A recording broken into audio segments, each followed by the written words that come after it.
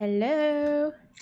Hello, and welcome to a brand new and very special episode of Cantrip Breakers, in which we once again revisit the dark region of Mournveil, a gothic homebrew setting full of ghouls, ghosts, witches, werewolves, and of course, vampires. But we are not alone. We are without Ariana this week, but we are thrilled to have our very first guest of the campaign. So, because frankly I'm too excited to wait, let's go around and meet all of the players. Elina, do you want to introduce yourself and your character? Oh, hello, I'm Elina, and I'm playing as Ester, who is a wood elf from the Heartland Forest, and she has been thrown out of her tribe for doing something, and now she's out on an adventure, first time ever outside of the forest, meeting Hazel and Ariana, and yeah, now out on other adventures. Glosske. Mm-hmm. I am playing Hazel van Dam from the sea, who had very lovely parents who raised her very well, I'd like to say. But they're gone, and she's lost in the world and trying to make friends everywhere, and hopefully seeing her parents once again. And our very first guest, Sam. Hi, do you want to introduce yourself? No. Oh, okay. No, But no, I'm Sam. fine. I'm really excited to be here. I'm playing Cider. You will get to meet him very soon. That's it. So you gotta wait. And I am Ed. I'm the GM. I play all of the other characters, describe all of the things in this strange, dark world. And I also made the decision to wear a denim shirt today, but we live with our mistakes. Also,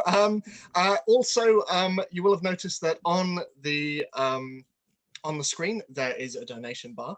This is our Faith of the Gods bar, and as many of you have demonstrated very ably over the last weeks, months, and a whole variety of sessions, whenever you donate towards the bar, you inch it closer and closer towards its limit. And when it reaches its limit, you cause something to happen inside the world and to the players, be it good, be it ill.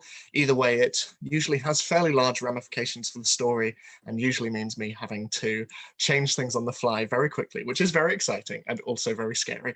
But we will see where things lead us this session. But without further ado, I will try and stave off the warmth as we sit back, relax, and delve once more into the dark world of Mournveil in Chapter 5, Rolling in the Deep. Observing the father that she had fought so hard to forget, Eileen eventually left the docks and headed back towards the Bat's Wing Tavern, where Hazel, you had returned with Mank. And upstairs, Esther, you stirred, finally recovering from your fever and your wounds, thanks to the efforts of your friends. And all three of you meeting downstairs, and with Eileen finding the both of you engaged in an impromptu drinking session of rum, you began to make your preparations to depart the town of Renoras and sail across the pallid lake to the Isle of Galagurst, on behalf of the mysterious Mr. Dupont, in the hopes of discovering the answers to the strange symbols that you had been finding across Mournveil, that of a red-bladed sword with a black hilt. And so heading towards Bertolli's boats and meeting once more with Eileen's father, Martin, still none the wiser as to his relationship with her, you convinced him to sail you across the waters of the island and to leave his 10-year-old daughter, Arietta, in the company of Elder Myrene, a member of Eileen's order of monks. And so departing on his boat, the grey waters of the pallid lake stretching out around you, you eventually found yourselves met with the sight of Galagurst looming on the horizon. But as you got closer, you found yourselves under attack from beneath the surface of the water, horrific tentacles reaching up out of the water, and attached to each of them with inky black mucus, undead creatures of rotted flesh and withered bone. And fighting them off, Eileen was struck an awful blow from one of the creature's rusted swords, leaving an awful congealed wound, but nevertheless, you were able to beat them back into the water. And arriving into Port Lower, you were met with a deserted settlement, with broken buildings and empty houses, And exploring, you convinced Martin to allow himself to be tied up until you returned. But as you were talking, Mank told you all to be silent, for you were not alone. Because up on the nearby hill, hidden by trees and holding a flickering oil lamp, stood a figure, hidden in shadow. And as they watched you from above, Eileen suddenly collapsed as her vision went black. And as the figure looks on, holding the lamp above their head as the sun begins to go down, Sam, would you like to describe your character's appearance and their pronouns? Yeah, so we have Cider, he, him. He's roughly a 10-year-old half-elf little boy. So he stands at probably like 4'8". Sorry, that's freedom units. I don't know any other units. He's pretty lean-bodied. He's got like brown, curly, unkempt hair, and he's got tan, freckled skin because he's orphaned. So he's been growing up on the streets for years, and so he's barefoot. He's got thick calluses on his feet. He knows his way around, and he's just wearing like scavenger's clothing and a piece of cloth tied around his forehead to keep his bangs out of his face. Yeah. So, Cider, as you stand there, in amongst the trees with the flickering oil lamp in your hand, you look down at the remains of Port Lower. This once great and fairly thriving port town, where most of the boats from Renormus tend to arrive, and where a great deal of the fishing trade comes and goes, moving off to the west direction of the Pallid Lake. It now stands empty and skeletal, with broken buildings and a rundown windmill off to one side. You can see broken windows and shattered wooden walls and broken stone walls as well. And all around, there is ruin. But in amongst them all, you see down towards the center, near to one of the piers where there is a boat just bobbing in the water, a small group of individuals, hiding. And with one of them, a rather tall elf with no hair and quite a heavy black cloak, standing behind one of the walls and looking in your direction. And as you look up and you see the light dimming in the sky, night is coming. And if the boat tethered to the half-broken pier is any indication, these strangers are newcomers to this island, which means they have no idea how much danger they will be in when night falls. What are you doing? So I'm in there, next to them or close to them, right? You're sort of around 30 feet away, I would say. You can see them at a distance, and you can see the elf in particular is looking very warily in your direction. So you can see a hand just slowly inching down towards the belt, where you can see, hidden underneath the cloak, silvered daggers.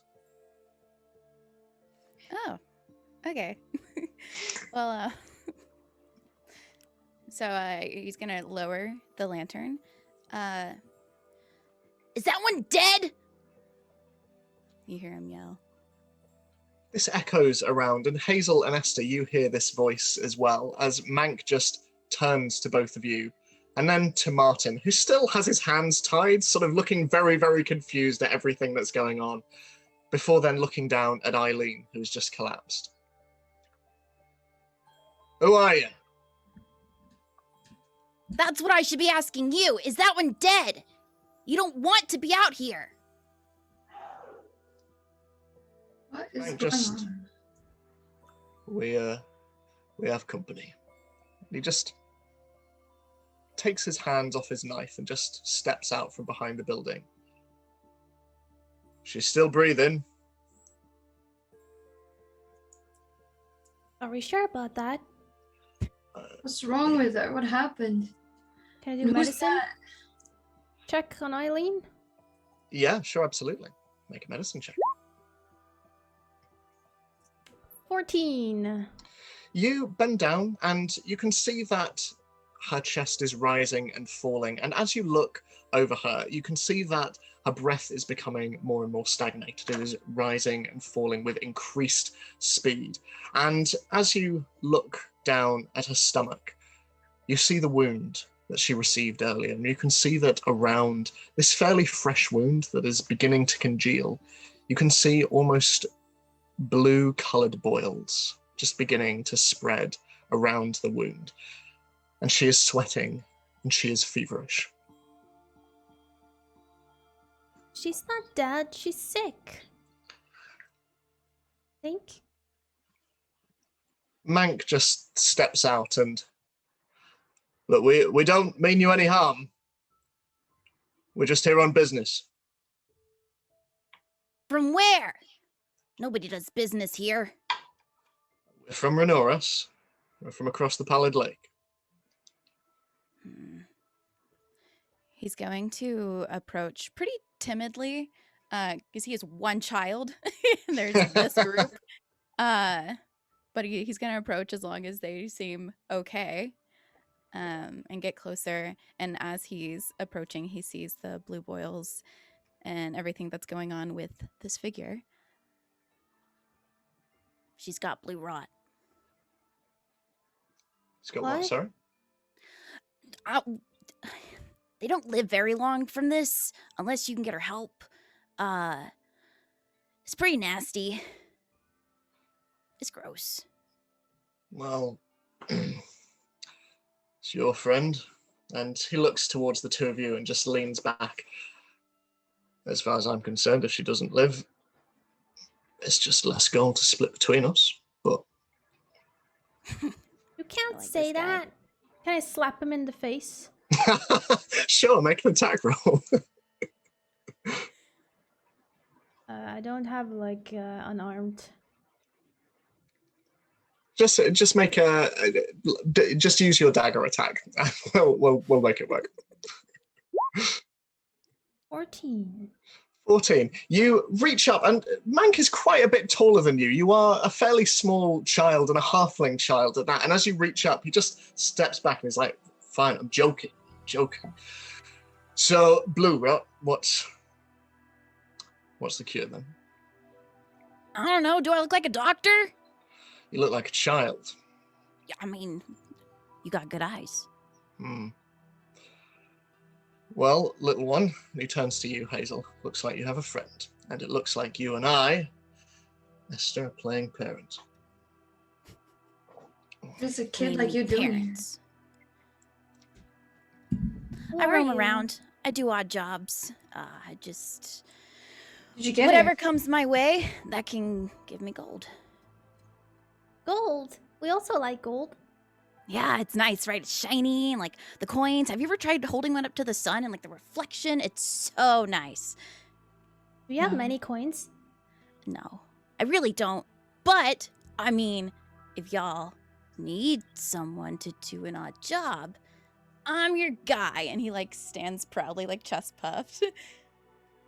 Oh, I'm Cider, by the way. It's nice to, I guess, Cider. meet you. Hello, Cider. What are you? Am I? Child? That's a weird Yeah. question to ask people. No, I just never seen. You have pointy ears. Yeah, trying to figure Yeah. out elf or no elf. Half. How? Mom was human, dad was elf. I mean, it takes two to tango. Wait, And then there's okay. So they turn out like that, huh? Okay, I've never seen before. What does that mean? I've never seen anyone half. You know, I've seen Matt. You have Mank here with ears, and I got We can talk about me being half later. okay. I need to get off uh, the shores. People don't come back from the shores very much. People Oh. disappear. Okay. What are you doing here? Do you live here? Yes. I live around wherever. I With make your everywhere my parents? bed. No. And we don't need to talk about that. Yes, we do. Where are your parents? No, we don't. Yes, we He like do. turns around. Hazel, No. Hazel's parents are gone too, so you guys have something in common. That's nice, I guess. What? Your parents are gone? Did they die? I don't know. Maybe. Oh. It's been a really long time. Oh, sorry. Hear that? I'm not. I've done really cool jobs because of it. Yeah. Yeah, like sometimes I clean floors. Oh, that sounds Oh my gosh, fun. there's rats. Did you know that you can pick up a rat and rats will like give you kisses? It's so cool. I don't recommend it unless you know how to handle them, because sometimes they can get a little feisty. But rats are cool. You Or like at least the Jerry? ones I mess with. Dairy? Who's she? This is Jerry, my pet. Oh, Jerry! Jerry, yes. Oh, It's my Jerry's best friend in the cute. whole world. Uh-huh. Hi, Jerry. Can I pet him? You can try. Make an animal handling check, No. Sam. Shoot! I knew it! Don't bite me, please. 999. So Jerry kind of like backs away a little bit as you approach Cider and just sort of looks furtively between you and Hazel. And Hazel, you see like a little bit of nervousness in his eyes as he just looks at you and then back at Cider and just nestles down a little bit in the hand and just Okay, fine. He doesn't like you. That's okay. I wonder No. why. Are you a good person? Maybe it smells. What? That's rude. Maybe Jerry doesn't like smelly people. I don't know. Do you smell? Okay. I don't know, y'all, and this is a first impression, and it's pretty cool. When did you shower last? It- Or bathe? Anyway, Maybe that's so- why. Yeah. Yeah. He just turns around and just like ignoring them now. look, while this getting to know you, getting to know me is thrilling, I'm rather more concerned with what you were saying about people going missing on the shore. Is that something that we should be worried about? Oh, yeah. A lot. It's been going on for a few months. People, they go into the Pallid Lake and they don't come back. And recently, actually, people have been disappearing from the shores. Oh, that's why I'm here. I was trying to sneak around and see if I could see anything. And I saw you lot, and I'm surprised you're alive. Well, except for that one. She's So- alive. You, Not for long, probably. Oh. well, loath though I am to say it, do you have any remedies that you can suggest for our friend here? Yeah, how do we fix her? I don't know. We can try to find somewhere. There's not many safe places around town. Not many doctors, but we could try to find one. So, where is safe if the shores are not safe? Behind the walls. So if you follow me, and he like turns around to just like charge Oh. this way. Watching this very excitable child just turn around, still flickering oil lamp, sort of casting this orange light around him. Hazel, you notice that Jerry, still in your hands, is looking a little bit nervous as you start to sort of prepare to go. And you see out the corner of your eye, all of you, that in the darkest recesses of the houses and the buildings around you, you just see rats poking out. And as Cider is moving past them with the flickering oil lamp, you see them back away from the lights, just these mangy, awful looking rats, sort of not dissimilar to the ones that you saw in Witchall all that time ago, as they back away into the shadows, only to come back out again once the light is slowly moving away. But Jerry is perturbed by this as he sits on your hands, and as you stand there, Mank just looks down at Eileen and then at Martin. So, considering that our new, very excitable friend seems to think it's a bad idea to stay here, what are we doing with our ticket out of here? And he nods at Martin, who, hands still tied, is looking a little worried between each of you. We keep him, I guess, like this. Huh?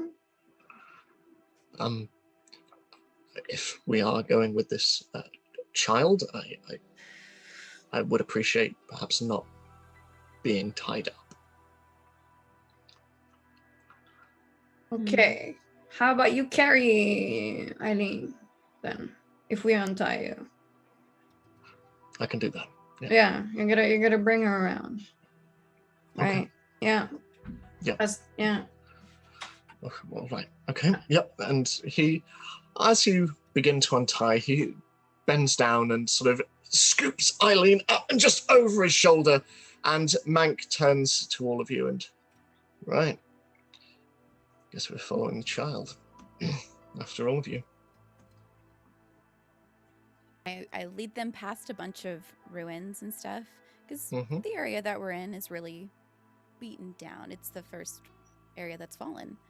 So we get into a little bit of a grungy little town, and I will try my best to find a place where I can rest. So as Cider leads you across the island, sort of moving up the hill and through sort of thickets and fairly ill-looking trees, many of which have lost their leaves and are twisting up into the very grey sky that is slowly becoming darker. And in the distance, you can see the moon rising, ever rising into the sky. Are there any conversations that anyone wants to have before arriving to where Cider is leading you?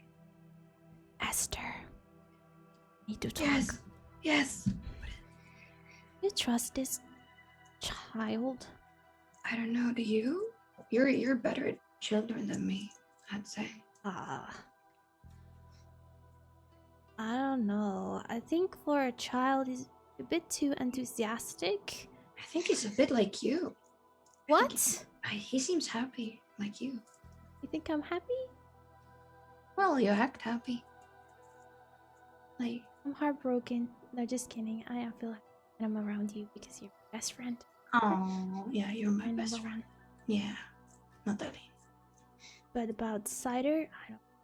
Everything's torn down. Everything looks so sad.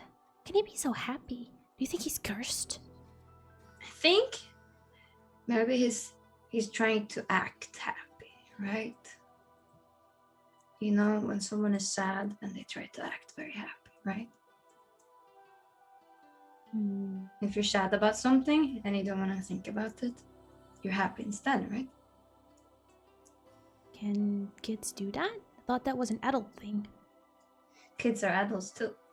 What? You drink rum. Yeah, you drink rum. Yeah, but that's Yeah? just me. No. You think What if Cider there's likes rum? others? Ah. Maybe Cider wants some. You can ask. I'm a bit scared of Cider. I got this feeling that No. he said he liked money and maybe he's just luring us into a trap. But Maybe he's gonna Mank, sell us as slaves. if he does, we'll squish him Oh yeah, like a bug. You're the giant slave. Like a bug, Yeah, right? But fair he seems okay. See, Mank likes money too, right? enough. But Mank has been okay this far. Maybe Cider is okay too. I'm willing to give her a shot. I'll give him a shot. Are you? Okay. If you do, then I do too. Because we're best friends. We do everything together, right? Yes, absolutely. You and we gotta keep her Eileen safe. Okay. All right. Keep Yeah. following him then. Yeah.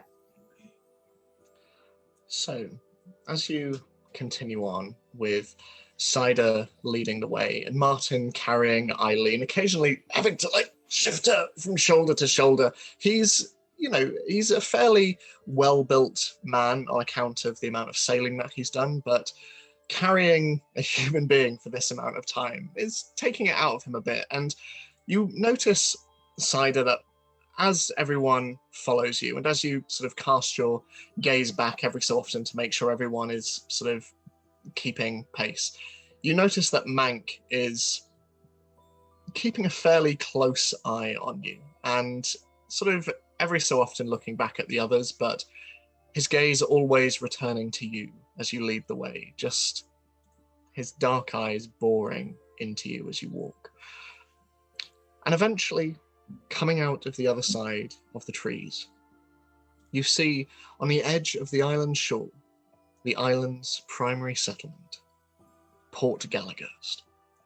It is small, but nevertheless packed and sprawling town full of wooden buildings surrounded by tall wooden palisade walls, spiked and patrolled by members of the Mourning Guard. These barricades encircle the town, and even the harbour in a large oval looking almost like a giant unblinking eye.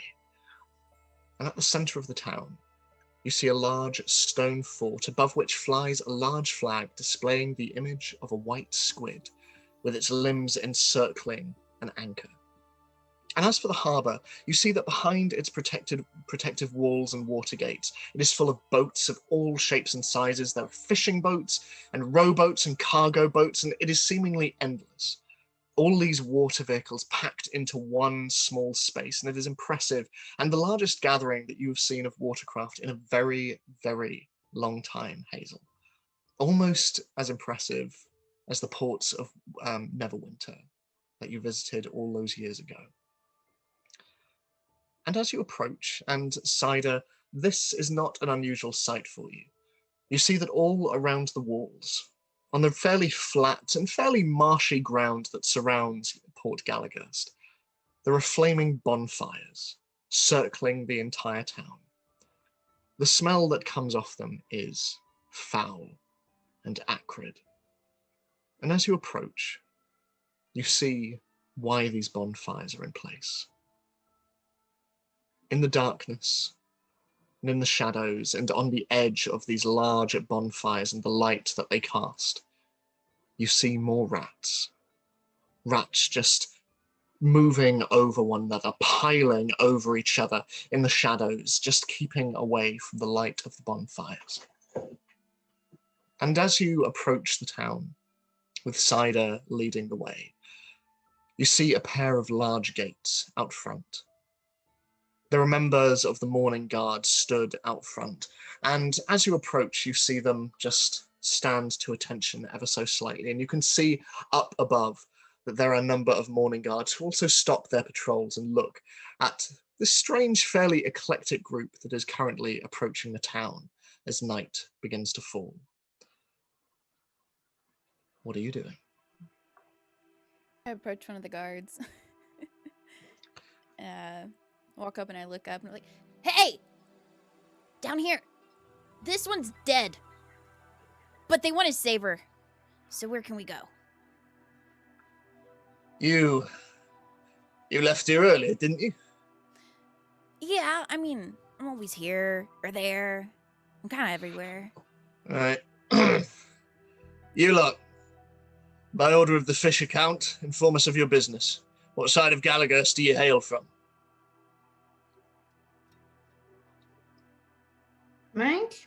I don't know. This is where you tell them where you came from. Yeah, Mank, where did we come from? We're not from Galagurst, we're from Renoris. You sailed over here? Yes, we did, me and my friends. And like the little abrasive one says, we're currently looking for healing for our friend here. Good luck. Right, well, we do have healers within the walls. You can find an apothecary. If you look for the nearest inn, you'll find the drowned man. There's an apothecary nearby. Right, thank you very much. You know where that is, little one? Yeah, I've been behind it a few times. Ugh, Right. taking out trash. The rats are getting worse, I saw. Yes, they are. Yeah. I suggest that you all come in. Night is falling soon. We need to be careful. We need to be wary. Inside. I would like to hide Jerry. Make a sleight of hand check for me. 25. Cider, you turn around and see Jerry, and then when you turn back to make sure everyone is watching as the gates begin to be pushed open by the Mourning Guard in front of you, suddenly it is as though the rat was never there at all. As the gates slowly begin to creak open, and you start to hear the sound of the city behind the walls. And as the gates open and Cider, you lead the way and the rest of you follow, Hazel and Esther, you are met with a packed town. The streets themselves are fairly muddy and fairly worn. You can see hoof prints and footprints running all the way down that sort of stretch towards the port and the harbour at the other side of the town. But the buildings all around are made of wood and stone. They are fairly rustic and fairly weather-beaten. And compared to Renoras, which was all but sinking into the ground, this at least feels more sturdy, and it feels more lived in. But the streets themselves are packed with people. There are carts, there are humans and dwarves and elves and halflings and gnomes and dragonborn, all packed into this space. It is as though there are too many people for the town. It's hard to believe that this many people could live in such a small space, but here, almost piling on top of one another, you see citizens moving here and there. You see temples stretching above the rooftops that are made of simple wooden tiles that stretch down, and you can see that many of the buildings are no more than 1 or 2 stories in height. It is a fairly low town. And as you move through, and as the gates just close behind you, and you see horses and donkeys pulling carts, and you can see a couple of impromptu market stands sat around. The air is moist and wet from the nearby lake as the people move around you. Cider, these streets are home to you. These dirty, muddy streets, they are familiar to you. They are where you grew up. And as you move through the streets, you see a number of faces that are familiar to you. You have seen the same faces again and again and again for many, many days, many weeks, many months, many years. Whether they know yours is another matter entirely. But as you enter the town, and as life continues around you, and as it begins to get dark and you see torches begin to be lit all around the streets and candlelight begin to emanate from within the buildings all around, what are you all doing? Still following Cider, hoping that he'll bring us somewhere safe. Mm-hmm. Okay. So, Cider, where are you leading? We go to take the dying girl. So I'll say, make an investigation check for me. Okay. I'll say it at advantage because you know Port Gallagher very, very well. Ugh, do I? It's You sort of make your way around, and you are quite distracted by your new friends. They are an eclectic group, to say the least. And as you make your way through the town and you barge your way through the various individuals that flood the streets, you are quite small in comparison to those around you, and it takes some time for you to sort of duck and dodge your way through the many, many crowds that you see. But eventually, while you see no sign of an apothecary, you do, however, see the entrance of a tavern that you have not frequented, but a tavern that you know quite well. Certainly, before all that has been happening outside the town walls, this was a place where many individuals coming to the shores of Gallagherst would hang their hat. It is the Drowned Man. It's a fairly simple tavern, 2 stories in height, and outside its fairly simple and unassuming exterior, there is a sign that hangs creaking in the fairly moist air. It shows a man disappearing underneath the lake waters, with grey sky above him, and underneath, stretching up to this man gesticulating towards the surface of the water, inky black tentacles slowly stretching up towards his feet. You can see a couple of people sat outside the tavern on tables drinking from large tankards, and you see a number of individuals moving in and out of the fairly quiet-looking pub.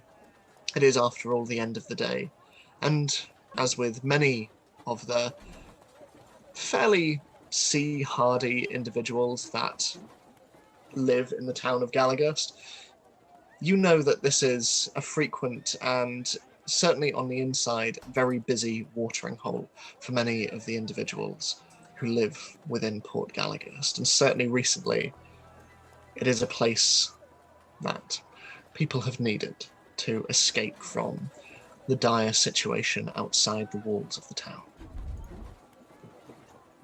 Well, there's a lot of people out today, so I can't find where we need to go, but there's this place. I haven't really been inside of it, but I know a lot of people that go in and out. Maybe they have a bed and she can rest, and you can spill some water on her wound. I don't know. Do some magic. We got Good. 2 elves. We Well, could I'm- ask. Yeah. I'm not magic, but None of us are. Oh, I think. but Yeah. elves are mostly magic. I oppose. No, actually, I haven't met a lot of magical elves. Actually, they're quite rare in my tribe, at least. Well, maybe there's a healer inside somewhere. Yeah, we could ask around, maybe. Ask. so you just live on the streets then? Yeah. This is my home. That could be in my bed, and that could be in my bed. He's like pointing at like a hay bale across the way, or like on top of a little roof, or up there, just wherever. Oh, cozy, I guess. Yeah, it's pretty cool. Ah. Oh. So you just always lived like this? I mean, about the time I turned 4 or so, it's been about 6 years. So it's kind of all I know right now. I don't know much else. That's okay. I like it. I make a lot of So you know friends. how to look after yourself then? Oh yeah. He like puts his hand on a little dagger. You have a dagger? Yeah. Do Can you I see? see? Yes. Pull it out. How does And it I, look? Reach out. I don't know. I don't know what it looks like actually. Just probably a rusty old dagger. Nothing special. I'm not impressed. Are you a good fighter? Oh. Do you He want to looks spar? quite feisty. Feisty. Feisty. Yeah, like. You know, I've done a job or two where I've had to rough someone up. He's lying. It's so hard. Can we see if he's lying? Make an insight check. Oh. Yeah. How believable am I? 20. Really? Not at all. Yeah, you know, they might have been. They're rats. They're just rats. I'm You really kill good. rats? Yeah, you know, well, I mean, they get into things. So basically, okay, what I do around this town is everything nobody else wants to do. Because I'm not a chicken. So if somebody needs me to come get a rat out of their shed, I'll come get a rat out of their shed. And you know what? That could be good dinner later. Disgusting. Who eats rats? That's survival. Yeah, I mean, Sorry, I'm not as posh. he. Well, you're well, not you- gonna eat Jerry, that's for sure. That's why he didn't like you. I don't eat He knows you ate pets. his friends. I don't know if they would call him a friend. Those things are vile. Is that so? Do I see any rats? Make a perception check. 8. Oh. You look around and, like, the crowds are thick and they are fast and it's hard to make out anything at ground level, but to the best of your ability, you see none. You see Jerry out the corner of your eye, and he's now looking at your new companion with a fair amount of trepidation as he just sort of buries himself a little bit more behind your hair. Just.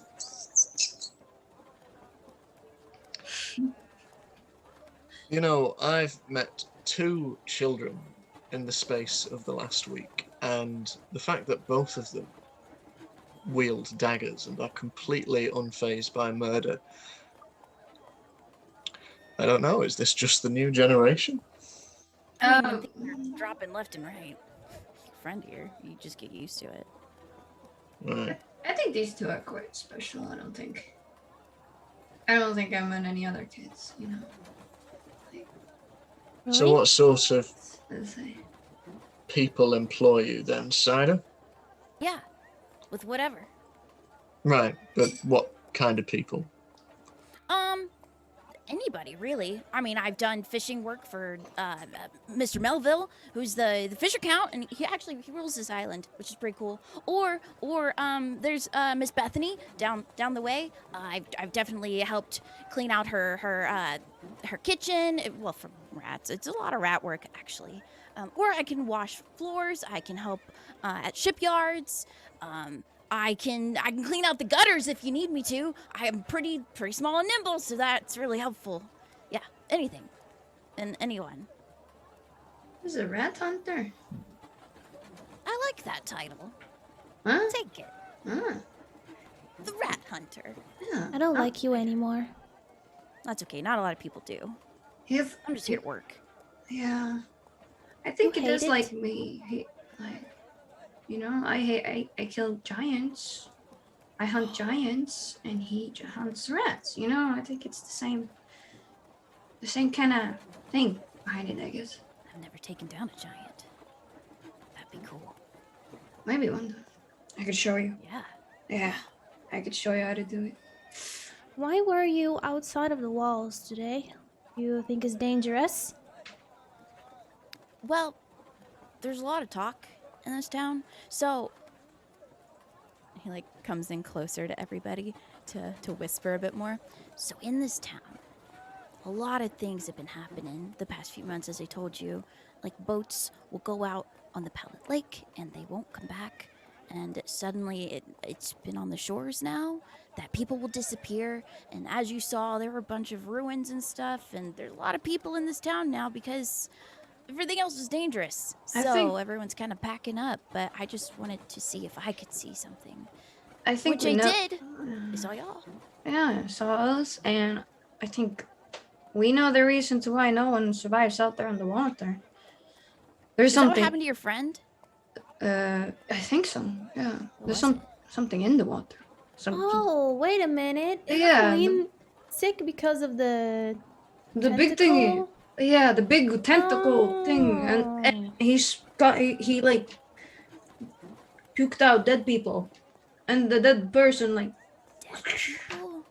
yeah, they were like zombies or something, I think. And they killed dead they people. cut yeah. That's so cool. Sorry. Yeah. Double killed, you know. Had to be taken down again. You know? Yeah. I think, seeing as you appear to be our local guide now, I suggest that we go inside and potentially grab a drink. I think we might have some more questions for you, little boy. You want me to go inside there? I don't go in Well, taverns. we already I have- usually get kicked out. Why? Because I just live on the streets. Nobody wants What me do inside. we pay for you or something? Maybe we could pay a drink or something. That's I fine. huh? convince them. Okay, let's do it. I mean, we have one rum-drinking child. I guess what's two? Mank will take his big strong hands and be like, "You let this kid sit there right now." Yeah? Right. Okay. Yeah, Mank. Yeah. Let's go. Oh, Mank just sort of shakes his head a bit and then turns back towards Martin, who's still holding Eileen, and just nods. And as Mank heads on in, and the rest of you follow, you're met with a fairly cramped inside. It is full of leather chairs, and there is a large fireplace which is currently roaring off to one side. And as the noise of the outside world slowly begins to abate, you are met with a number of stares as people just turn towards the door and see you all enter before going back to their drinks and their food. It is almost as packed in here as it is on the streets, with almost every corner populated by individuals, weather-beaten looking men and women who are just drinking and talking in hushed tones. And over behind the bar, next to some stairs that lead up to what you can only assume are the rooms, you see a fairly tall and fairly broad-shouldered green dragonborn with leathery scaled skin and horns that curve back as he wipes down the surface of the bar and wipes his hands against his apron and looks up. Newcomers. Hello. You all wanting a drink? We need a healer, please. Do you know a healer around here? He looks over and there's a blue rod. It's my friend. I'm going to die. We need to save her. We just need to. Well, what she needs now, by the look of it, is rest. So I would suggest I can rent you a room out for the night. That's not a problem. And we can get a doctor on call. We can bring them in. There's one just around the corner that we can bring in and Oh, have our that's wounds perfect. tended to. Sorry. No, that's Sounds fine. like Are a you? deal. How much? Well, are you all looking to stay as well? It's quite late. This? How expensive are you? Well, it's 3 silver per person each night. So Yes, that's fine. Silver. That's silver. So much. You lot aren't from around here, are you? Us? No, not really. They look out of place, right? That's what I thought. Hey, we? well, Yeah, you do. so do you, little one. Well, you know, that's just because if I stayed in a nice inn like this, I'd be more put together. I imagine so. Are you the one who's been rifling around through the rubbish out back? Because I think I recognize you. Well, I mean, if actually. you're gonna throw it out, I No. might as well eat it. Listen, this boy here is gonna stay with us, okay? Yes? Make a persuasion check. What she said.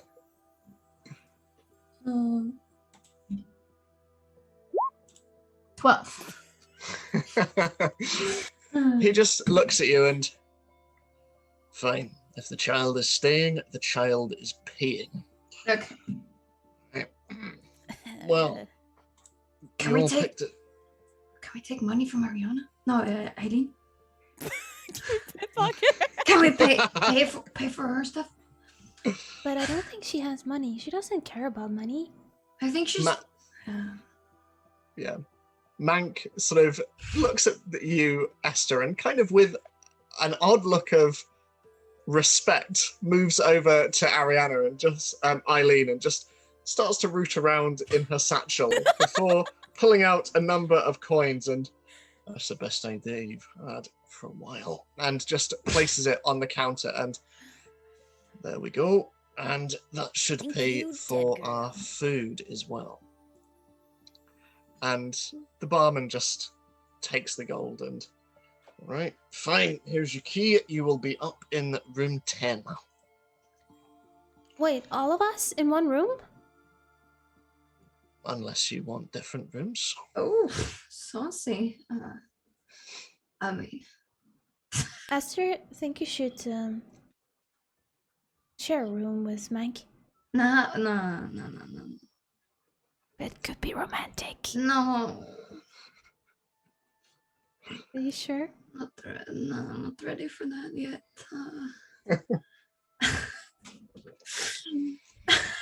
We can all like be in one room, but I mean, No. how many beds are in the room?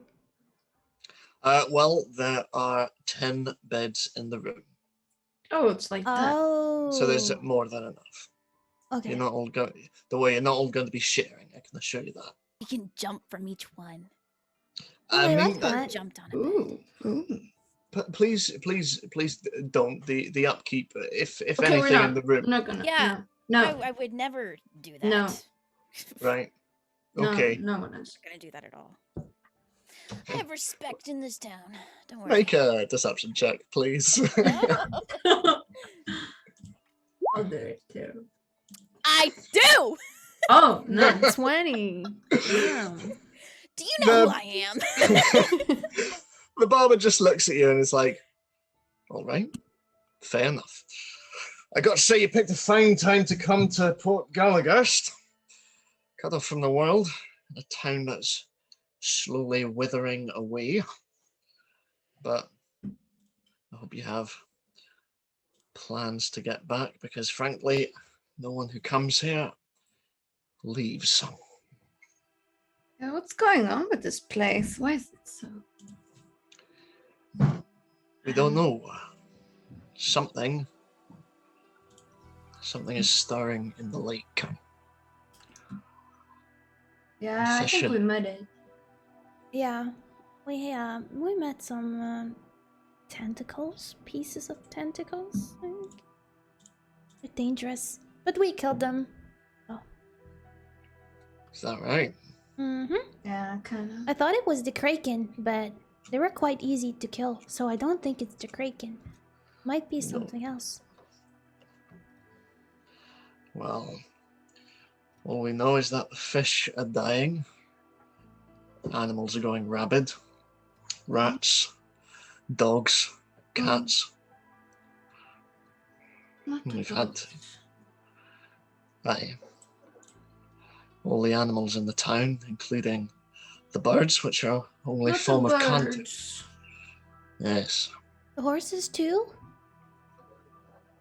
Not the horses. The horses They're horses amazing have fast been- animals. fine for now, but Okay, good. I like But horses. yeah, everything is changing. The land is wilting and dying, and the animals are following suit. And every time everyone tries to leave and go out onto the lake, they very frequently don't come back. Frankly, I'm amazed that you got in. But hope you enjoy your stay, nonetheless. And if you have any need of anything, be that food or drink, let us Food? know. Wait, what are your options? Well, we don't have much at the moment, but we have roast beef. We have Oh my God. stew from rabbits. Although we are rather low on our supplies at the moment, unfortunately, with everything that's going on. But Do you need me to hunt some? I I'm good at it. all right, fine. Okay. If you can find some good animals, then there could be some money in it for you, I suppose. You got it. Nobody's ever disappointed by Cider's work. Well, I'll organise for a doctor to come around and tend to your friend. The blue rot. Yes, please. You need to deal with it as soon as possible. Yes, Anyway, please. there's your key. Feel free to make yourselves at home. And stay for as long as you like. Can I ask you something? Sure thing, little one. The story about the lake, is anyone investigating the matter? I mean, we've been Smart, trying. Jason. We are trying. We are.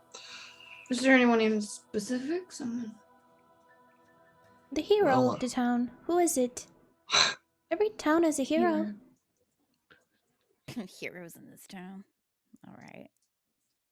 We, the count of the town, the Fisher Count, he and his husband went out looking to try and find the answer. They went out into the lake and they were attacked. One of the counts died underneath the water. The Fisher Count lost both of his legs. Thankfully, he survived, but Oh. no Oh, answer as of yet. We don't know why things are changing. We do not know why the animals are behaving as they are. We do not know why the fish are dying. We do not know what the creatures are that attack us, but our settlements around the island are being attacked and broken and razed to the ground. This is the only place on the island that is safe now.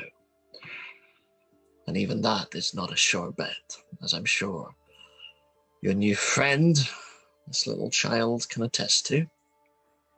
Why I got them off the shores. They're gonna die if I didn't show up. sure. Cider. Yes, I'm not impressed. that's okay. You don't have to be. I'm impressed by me. Mank just looks to the barkeep and just goes, right, well, thank you very much. We will get our friend upstairs and Cider, perhaps we can ask you a few questions. Sure. Should I be charging you for my time? No, Time is money. we just paid for room for you. Okay, fine. Yeah. Fine. That can be a good payment. As long as it comes with food. Sure. Food is on the way. Right, barkeep? And the barkeep just nods and good, all right. Right, let's get Eileen upstairs and Cider. If you could be as open a book as possible, that would help us in our business as well. You got it. Right, let's go up. And he takes the key and begins to lead the way through the fairly busy crowd that are currently sat around. And as you make your way towards the stairs leading up, Cider, you hear above the hustle and bustle of the crowd around you a voice just over in the corner of the room, fairly muffled. But as you follow your friends, you just hear someone go, Hi, Elstone. Is that your nephew? And as you turn, you see a couple of individuals sat in the corner of the room. They look like dock workers. They're wearing heavy brown leathers and hides, but in amongst them you see an individual that you've seen a number of times before. An individual from when you were very, very young, fairly tall and lean and elven.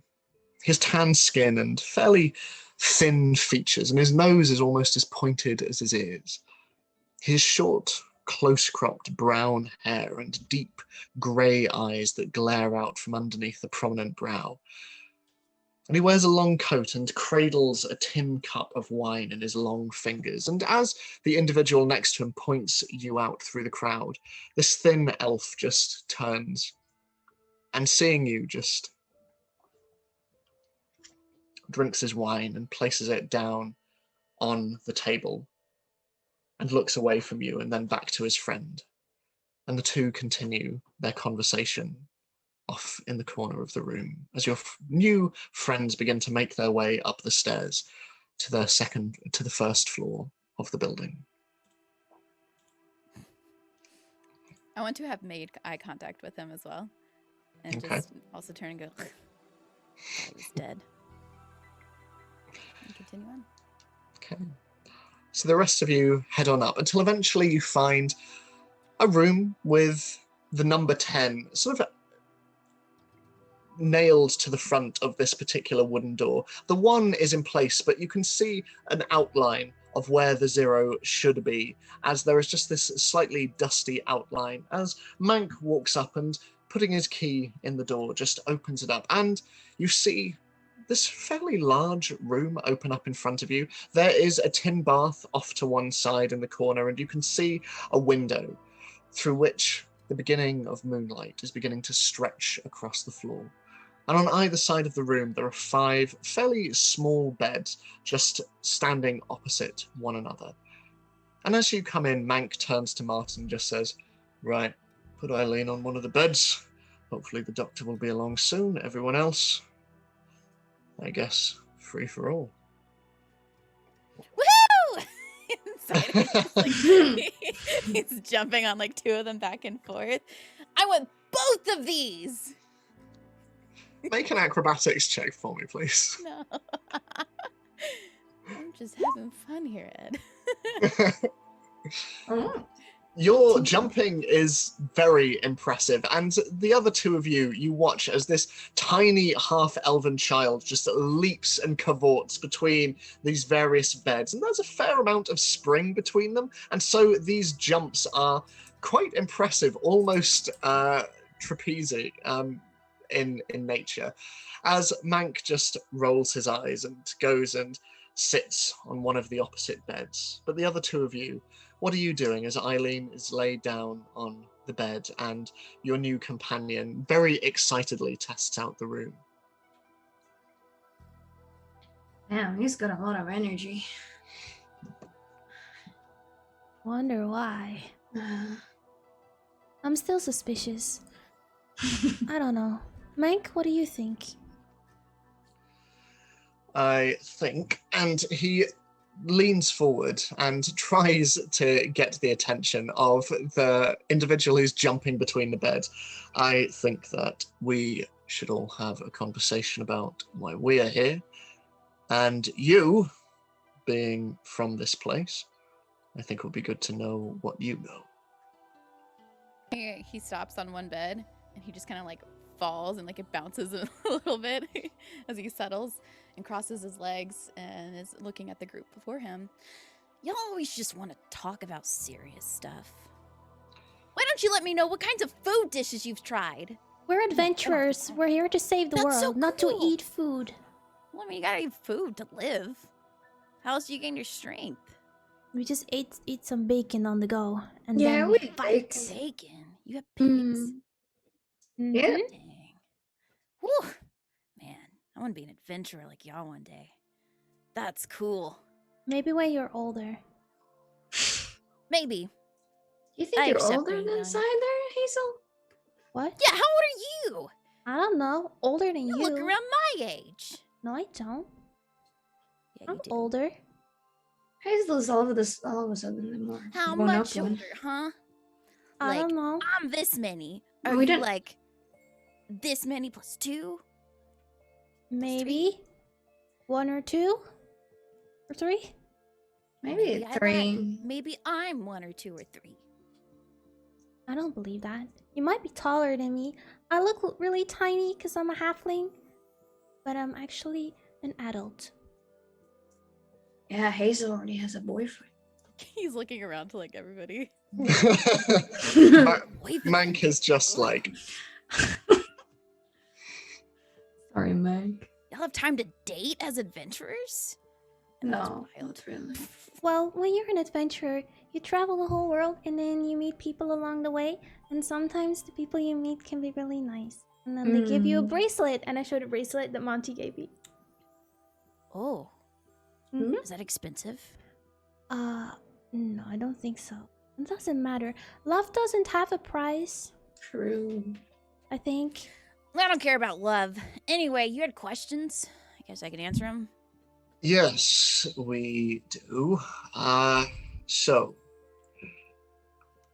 Galagast has been uncontactable for the last month or so. Why is that? Well, I mean, you saw, right? There was things in the water, so nobody really goes out or in. Usually people don't live, just like the barkeep told you. Y'all are lucky. I'm surprised more of you didn't get blue rot. So why have you taken it upon yourself to go outside the town walls? Has someone employed you to do this, or? No. I mean, unless they want. I totally do it for money. But I do it for free, too.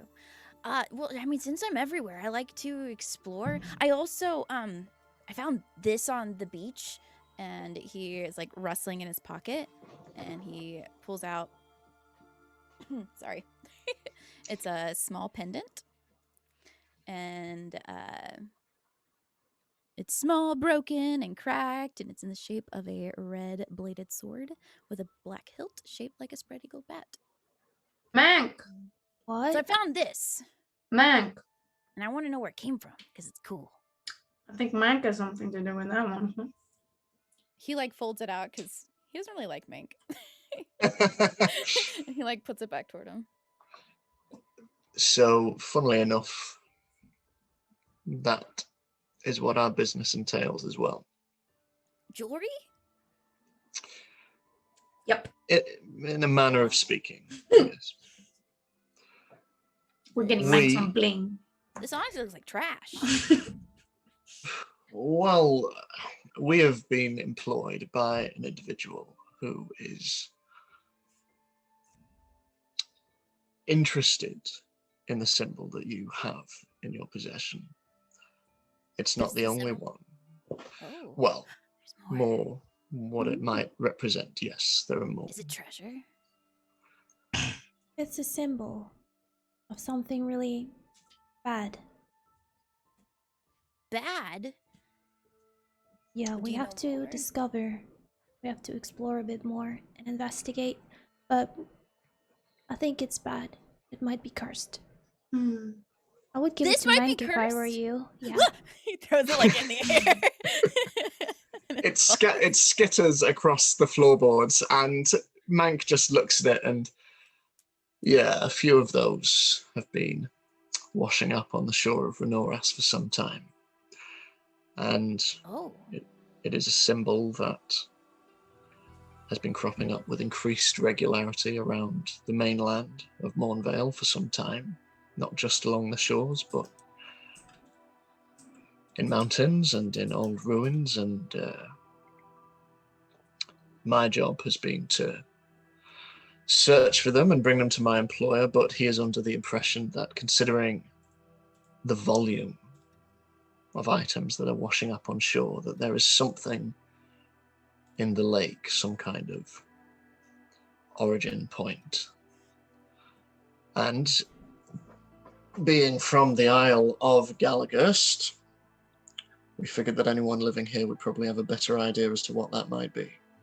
I mean, I do kind of have an idea of where this could be occurring from. So while I was helping somebody clean their house one day, I'm really good at eavesdropping.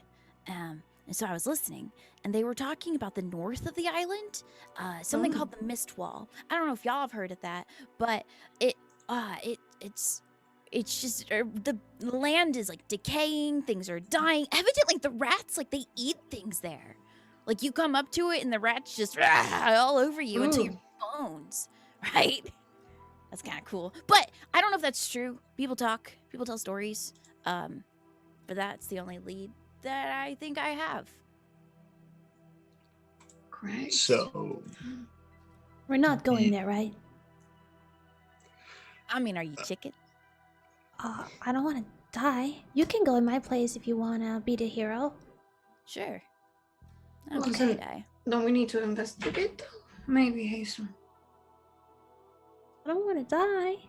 No, I we're don't not want to gonna leave die. without Eileen either. We're not gonna You die. won't die with me here. He's like puffing on his chest. You're gonna Ma- protect us. I would. Yes! I think Mank is probably better at that. Right?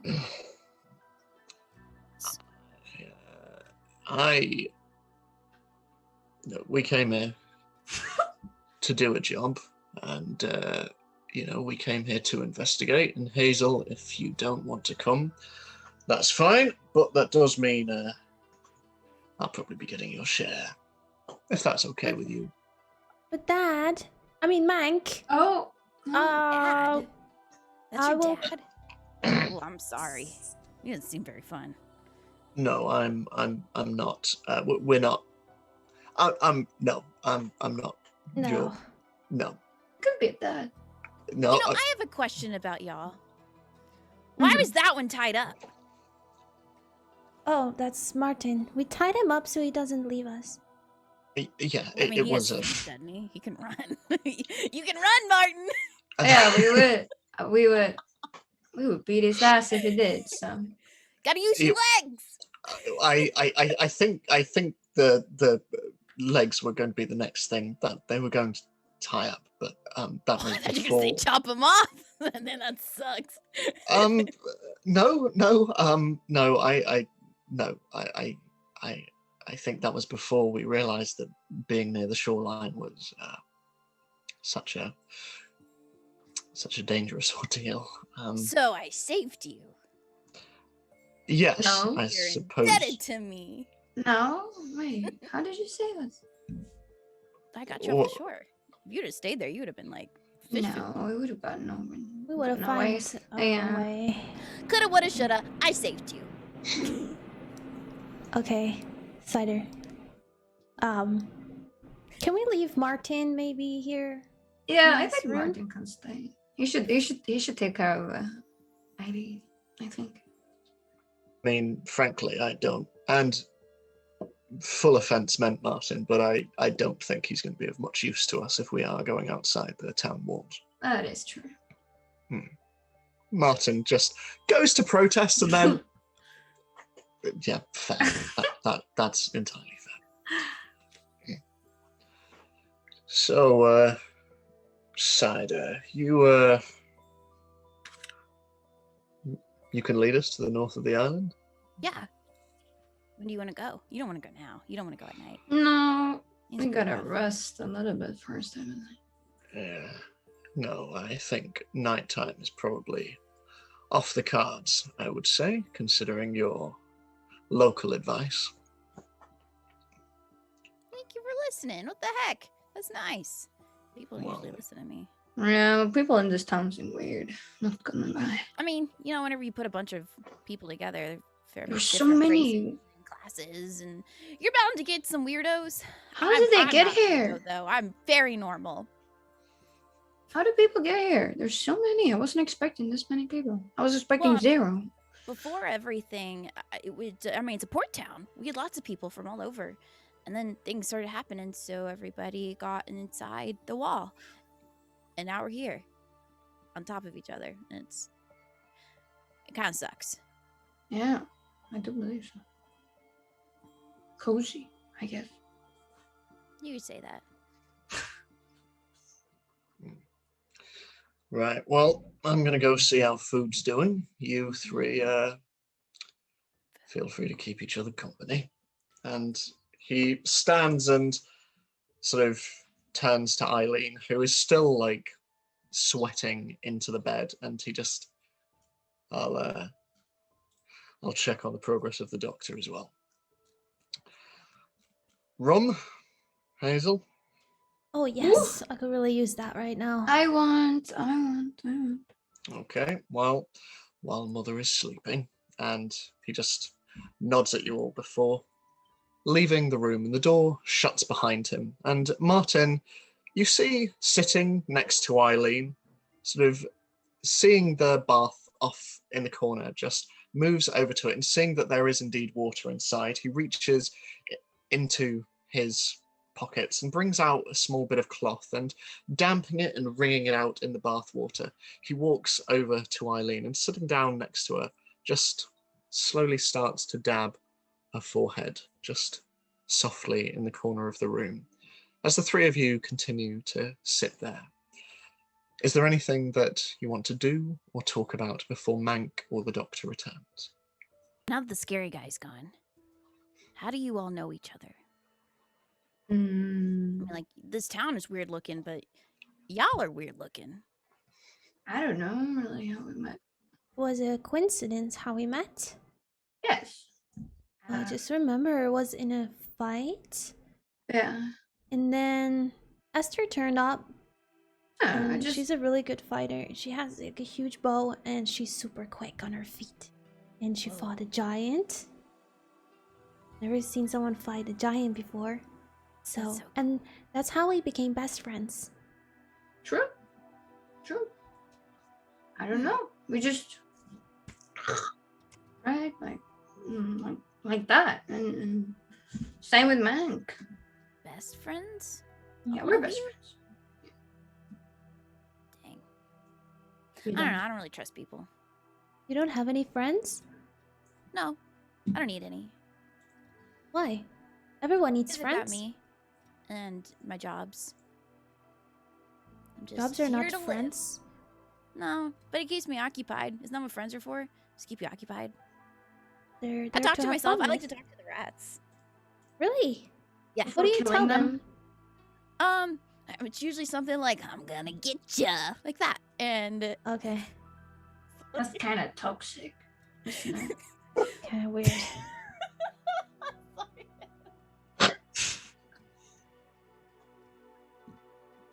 Okay.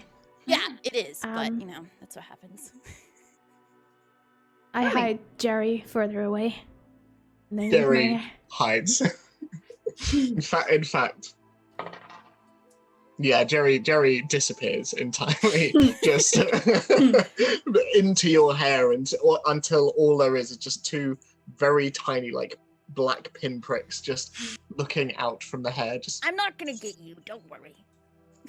You better not. Only Jerry's ones like that I'm my hired brother. to get. Hired to get. Related to a rat. A little bit. We're That's- soulmates. Aw. That's cute. Yeah. Y'all have very different definitions of cute. What do you think is cute then? I like to think. You know, my calluses are really cute. He like pulls up his Ew. foot.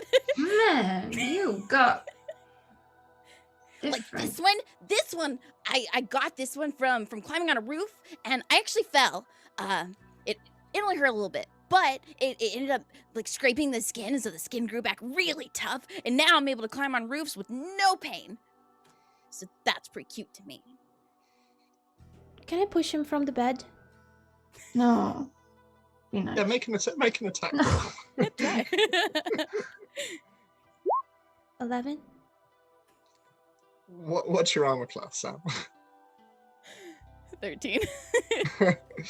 You see, like, this tiny halfling hand, like, move out towards you, and instinctively, like, you're fairly street savvy. You are used to things coming at you fairly quickly. You just instinctively, like, move to one side, and Hazel, your hand just, like, falls past him as it just falls down onto the mattress of the bed. You okay there? You falling? Quick reflexes you got. Be nice to each other, guys. Come on. I mean, I'm being so nice. Yeah? He like has no social skills. I wonder how you would be in battle. You want to find out? No, or maybe Yeah. later. Yeah, maybe later. Later. Yeah. Well, I no, When mean, we're it's going to already the really mist wall. late. Oh, you want to fight outside the mist wall? I will let you we can fight try to at the fight mist and wall. the rats that are gonna attack us, and we can like dodge them. Whoever's not bones at the end of it wins. You've never stared into the face of death before, have you? I mean, Yeah. I stared into my Hazel uncle's deep. face. His face is pretty deathly. You'll see. You're now with real adventurers. You're gonna fight real battles. See real blood. And you might Cool. die. That's okay. Well, you're dedicated. Esther, I think I'm convinced this is maybe could be of use after all. What, throw him into the fight head first, or? You can use him as bait. Oh. Hey! Wait! Hmm? No! What's that? We're just talking. We're not doing it. Mm, You're quick, right? slow. How Nice, quick quick. are you? I try to push it, push him again. I'll say make opposing dexterity checks for me. Okay. Straight dex? Yeah, just straight dex. 20. All right. All right. Get out of here. This time your hand just lands, and Cider, you feel yourself just like topple back a little bit as Why'd you do that? I just wanted to test your skills. Well, you already tested it once. I wasn't paying attention that time. Hmm. I was getting comfy. It's fine. I was just testing you. I'm the fastest in the group. That's pretty cool. Yeah? You wanna be the strongest in the group? Not really. I don't want to be like anything special in the group. I'm just Cider. I'll just do what you tell me to do. As long as I can get some gold in the end. 'Cause, You like, do the odd jobs. Odd job cider. odd job Cider. Hit for hire. Yeah, that's nice. As you're having this conversation, Mank comes in with a number of different dishes, and you can see that a couple of bowls are still steaming, and he walks over and just, right, here we go. We have a selection of different things. We've got some stew, we've got some brisket, but feel free to help yourself, free for all. Doctor will be on his way shortly. You all making friends with one another as he sees you, Cider, just sort of like dusting yourself off a little bit, and Hazel, you there with your hands still kind of like outstretched a bit. They're fighting. Oh, fair enough. Okay. Fighting? I thought we were playing. We were playing. Mhm. Mike, Sure. I think this one has potential. Whoa, whoa, whoa, whoa. This one has a name.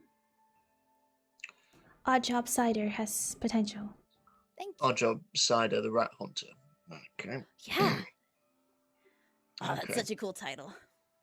Well, I only met you two, like, and this one over here, and he points at Eileen a couple of days ago. We are not a group, and That's I what don't I know. meant. We are being employed by the same man. That is very When you said yes to taking us to your employer, we became a group, okay? Mm, Right, Hazel? Mm-hmm. And we're best friends. Yep. You're best friends with us, Mike. right. Well, we can dispute that, but I can tell you one thing. I have brought rum, and he places it down on one of the bedside tables, and so feel free to help yourself. Cider, do you drink?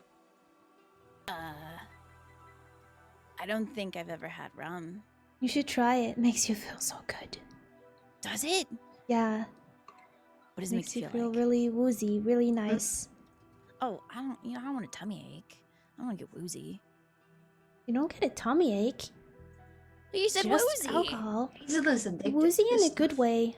All right. I'll give it a go. He puts his hand out and grabs one, sniffs it, and he's like, it smells like a shower beer. Ugh. That what? It's like an aroma that you can smell around the tavern, and that's just what I've heard people saying. Anyway, he takes a big swig because he's really thirsty. He doesn't Drink, realize drink, that you're not drink. supposed to chug these. And he slams it down. Make a That's gross. Constitution saving throw. Oh, for me, God, here please. we go. Nice. 22. It hits, but like, you see what Hazel means. It like hits a good spot. It's very Moorish. This is so cool. Mm-hmm. Brilliant. So we have potentially 2 alcoholic children. Okay, there we go. And he starts to like pour out some more drinks. And so, Cider, what would you recommend? Seeing as you are now our unofficial guide, what would you recommend in terms of going north? I mean, there's not a lot of people that go that way. So there's really not going to be a lot of people that are going to stop you. Honestly, people just look at you like you're crazy. And just watch out for rats. That's really all I know. But the rats are pretty vicious. Yeah. Okay. Well, in that case, I suggest we potentially set off early so we have as much daylight as possible. Yes, I agree. Daylight is smart.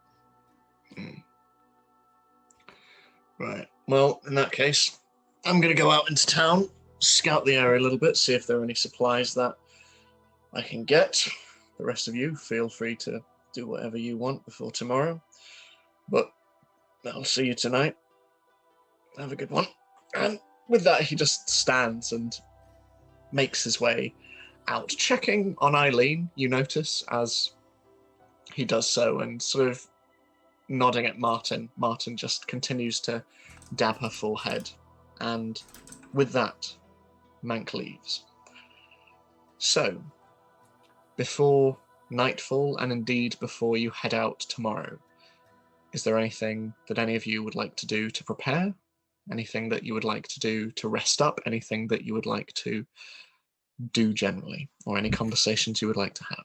Cider's gonna shower. Ooh. Yeah? Because that's an option. Yeah? Nice.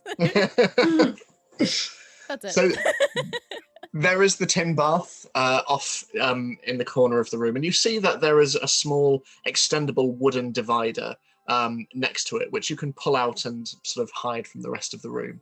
But you're able to ask for some warm water to be brought up, and it is around the same time as the doctor arrives. Dr. Byron comes up and moves over to one of the beds next to Eileen and sort of begins to administer some smelling salts and various herbs to sort of help open up her airwaves and to help sort of bring her temperature down a bit. He employs a lot of sort of cool sponges to the skin, and her fever starts to go down somewhat, but the breathing is still laboured. And as you have your warm bath, Cider, first one in a very, very long time, you hear the raspy breath from the other side of the divider just slowly begin to abate a little bit. But it is a good bath. It is very, very pleasant. And sort of as you dip your calloused feet into it, your skin softens and warms, and you're there for quite some time. But it is nice, and it is pleasant.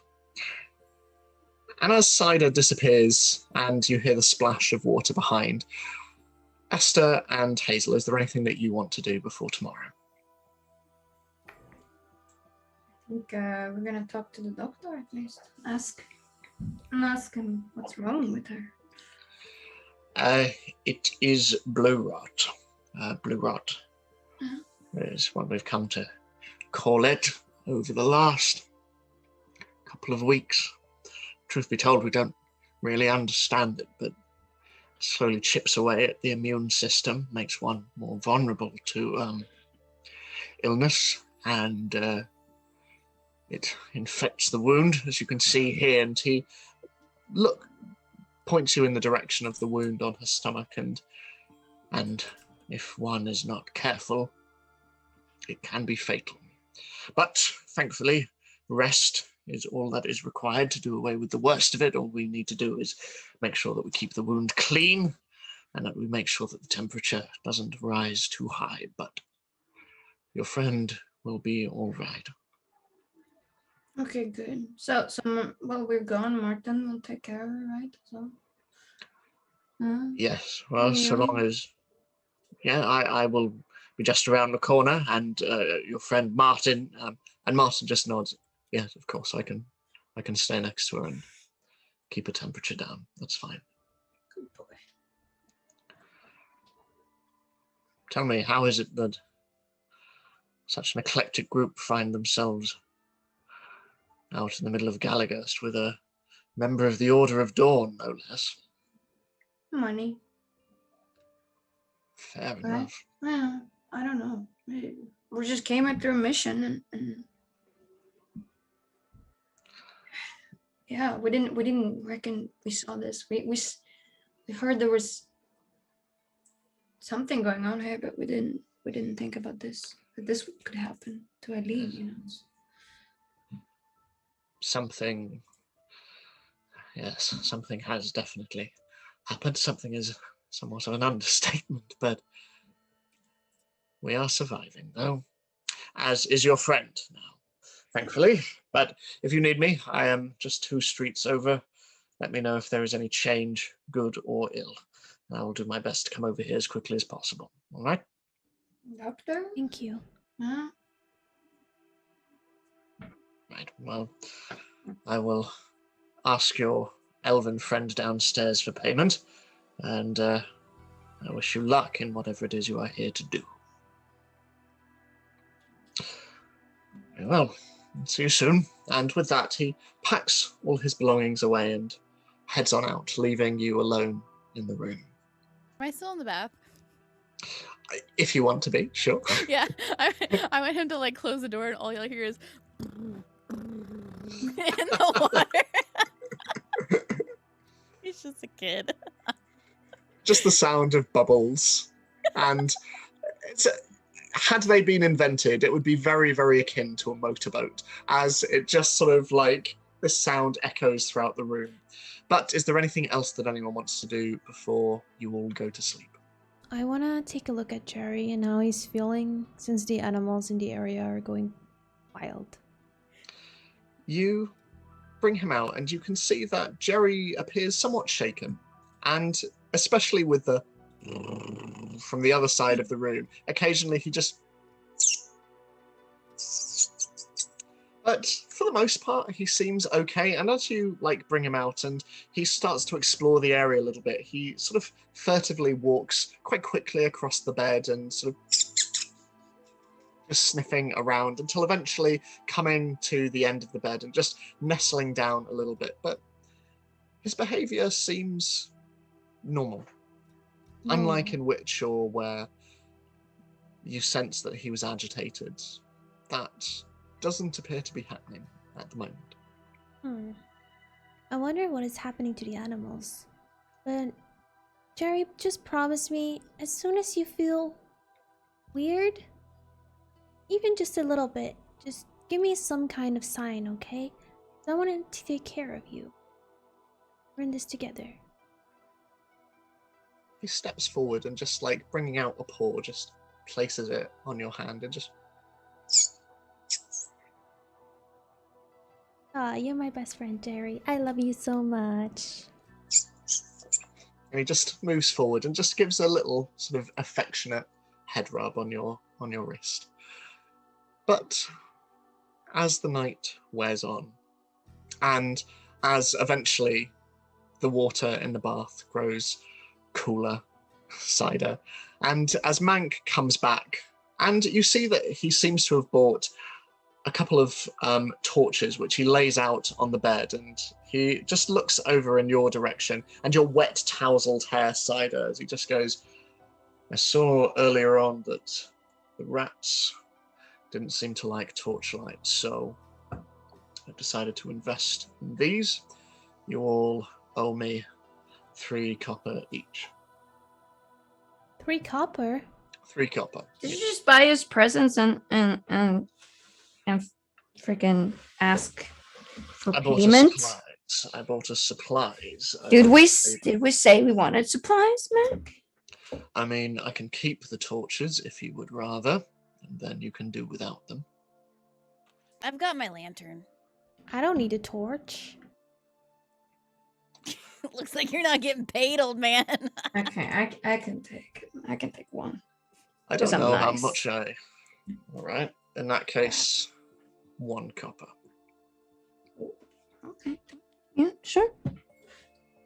And he sort of takes it and rather pointedly just holds it in front of you, Cider, just before moving over to the bed and kicking off his boots and lying down on top of the covers. All right. Well, see everyone in the morning then. Bright and early. Good night. Just hops into a bed and covers his full head. Night. And he just lays his head back on the pillow and closes his eyes. And Hazel, next to you, Jerry is sort of nestling down on the pillow of the bed and just settles down, his naked tail wrapping around his body. But are the rest of you just going to sleep? Yes, so. Okay. So, with moonlight streaming in through the windows, and with you all slowly falling asleep, and Hazel and Ester, it has been a long day. You have been sailing for most of it, and your fight, while successful, took a lot out of you. But nestling down and falling asleep, You all drift off, accompanied by the soft snores coming from Mank's bed as you drift off, deeper and deeper into sleep. And Hazel, as you sleep, you dream. You dream of waves, bright blue waves going up and down and crashing against the hull of the ship. Your parents' ship sailing through the sea of swords, bright yellow sunlight streaming down. It is warm and it is balmy. And you walk downstairs into the hull of the ship. Light streams in through the porthole, stretching across the flooring of the ship as it creaks all around you. But the hull is empty, just as it was before. And you walk through empty chairs, tables with empty tankards, and abandoned playing cards, and you move forward, onwards and onwards. There are crates, and barrels, and baskets, and sacks, but in amongst them all, just as before, you see the black box, wrapped in chains. And you feel a strange weight in your mind, just as you did before. You walk forward to the bat-shaped padlock that sits on the front of the chest. You pick it, and it falls open just as before. The chains fall to the ground just as before. You open it just as before, and inside, just as before, there's the sword, larger than you, its handle wrought and black, shaped like a bat with an open, screaming mouth, and its wings outstretched, and stretching up from this, a red crystalline blade. It shifts. Underneath the surface, it shifts almost like smoke, like blood in water. It calls to you, just as before. And you see the door of your parents' room, just as before. And you wake. You wake to grey sunlight streaming in through the window. And you see Mank beginning to stir in the opposite bed as he just stretches, and seeing you propped up in bed, he just nods at you. You all right? I had a nightmare. Nightmares are not real, right? They're just weird pieces of information being processed by the brain, right? That is a very astute and very mature reading of nightmares. Yeah, I wouldn't look too much into it. Why? Something scary? Yeah. I've been dreaming this a lot lately. Do you think the gods are trying to tell me something? Maybe? Well, I don't really believe in gods. Or, not that I don't believe in them, but belief and faith are two very different things. I believe that they exist. It doesn't mean that I have to worship them. It's just something doesn't feel right. I keep having the same dream about this chest. And there's the symbol. The symbol keeps coming back. It's the sword. This is the dream that you mentioned to Mr. DuPont. Yes. I just had it again. It just keeps returning. I don't want to dream it anymore. It makes me uncomfortable. You see Mank sort of shift a little bit as he sits on the edge of his bed, and he seems to be lost a little for words as he just...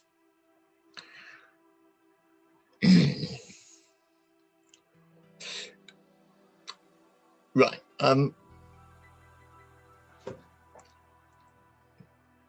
You want to know a secret? Yes.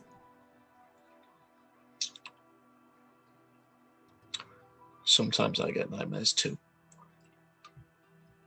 About what? I am deathly afraid of being trapped underground in small spaces, and every so often I have a dream where I'm lying in an open grave and someone is just shoveling dirt, and I can see it falling onto me. I can see it falling onto my feet, my hands, and my chest, my mouth. It's like I can't move, and then eventually I see nothing, and it's just all darkness. That sounds really scary. Do you see who's putting the dirt on you? No, it's faceless, right? Because I don't think that's the thing that scares me. It's not the action, it's the being trapped and feeling helpless against it. Anyway, the way that I try to not think about that is every night before I go to sleep, I try to think of the good things in my life, and it's like I count them out. So I think of one thing, and I think about it to the count of 60. Then I think about the next thing, and I give that the count of 60 as well, and so on and so forth until I fall asleep. Does that help against nightmares? I think it's about tricking your brain into making sure the last thing you think about is a good thing. You'll carry that with you into your sleep. Have you ever dreamt about the symbol before? No, frankly, I hadn't really heard about it until Mr. DuPont started sending me around Mournveil to look into rumours about it. But I'm not really one to believe in coincidence, but at the same time, it is very strange that when I am on a mission doing that, I should happen to stumble upon someone, and a child at that, who seems to think about it even more than my own employer does. Well, I can't help it. I mean, just keep dreaming about it. It scares me. Well, you've got Ester and the scary monk to look after you. And you? Sometimes? A little bit? Come on, Mike, we're kind of friends right now, right? Thank goodness we can check.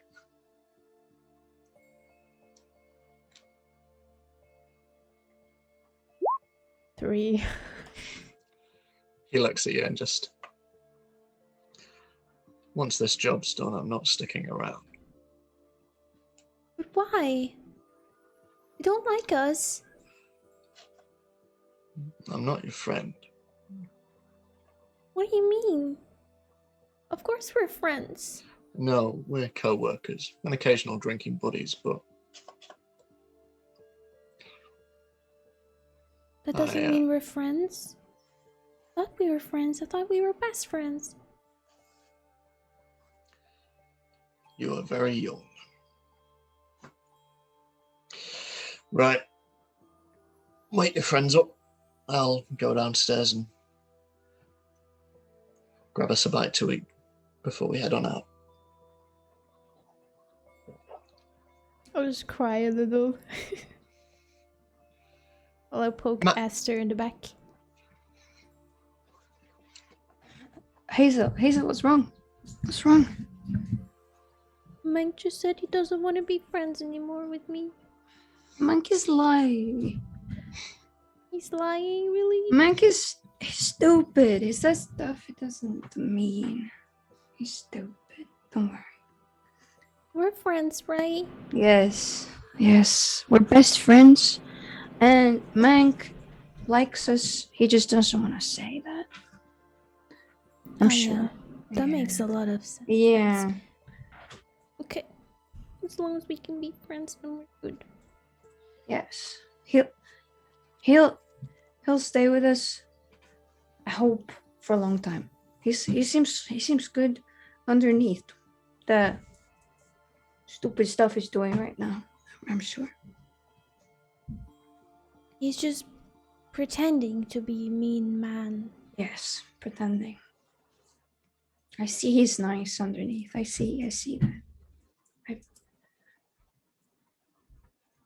Okay, so we're kind of still friends then. He just Yes. doesn't want to say it. Yeah, he doesn't want to say it because he's shy, I think. I had a teacher like that, I think. He was pretty much the same. Like he was very rough and very like do this, do that. Ugh. But then he sometimes would give me like candy or something like that sometimes. Candy? Yeah, like a nice treat for doing a good job, you know? And I think deep down he means well, right?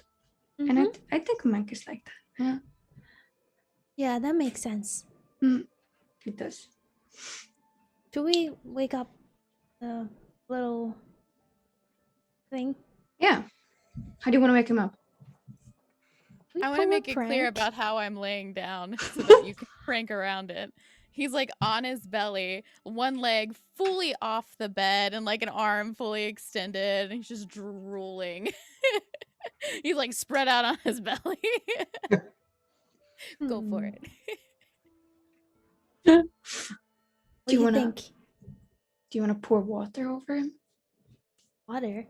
How about something more disgusting? No, he just bathed.